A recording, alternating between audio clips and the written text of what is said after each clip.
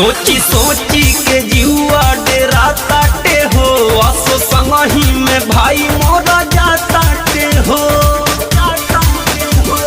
ए राजा सोची सोची के जीवा डेरा ताटे हो, असो संगही में भाई मोरा जाताटे हो। जदी डर होई तनको भी जान के, नजर घाट पर मिलई हर तू ध्यान से, ना तो वही जे पिटा जाई बाबान के। नजर घाट पर मिलई हमसे ध्यान से, छठे घाटे पिटा जाई बाबान के। छठे घाटे पिटा जाई बाबान के।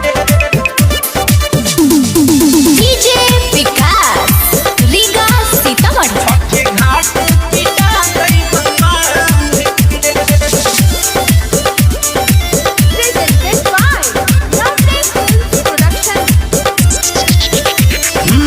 हवे पलंबर के उनी सतीरी, दहिया के ढीला कदी नोट नोट नोट। अरे देखे में हाथा काठा बाटे खलीफा, तुरेला हड्डी फाटा फट फट फट। हकम कइले बाबू पहलवान के, अरे ध्यान से।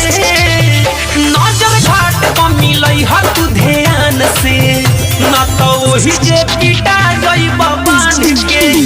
नजर देख के मिलई हमसे ध्यान से, छठे घाटे पिटा गई बाबान के।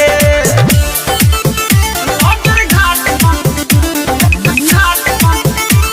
मिलई हमसे ध्यान से, ना तो वही जे पिटा गई बाबान के। छठे घाटे पिटा गई बाबान के। आप सुन रहे हैं अमित पटेल की आवाज में।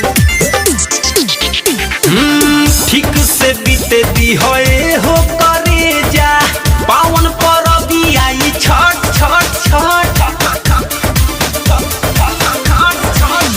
अरे सोझा न भैया के अइहा हो राजा, जाई हो घाटा नहा घट घट घट। झुके दी हो ना बाबू के आन के, अरे सान के। नजर घाट पर मिलई हर तू ध्यान से, ना तो वही जे पिटा गई बाबान के।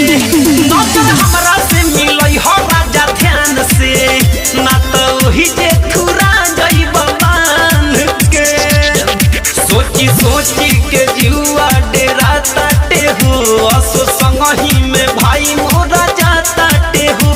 जदी डर होई तनको भी जान के, नजर घाट पर मिलई हर तू ध्यान से, ना तो वही जे पिटा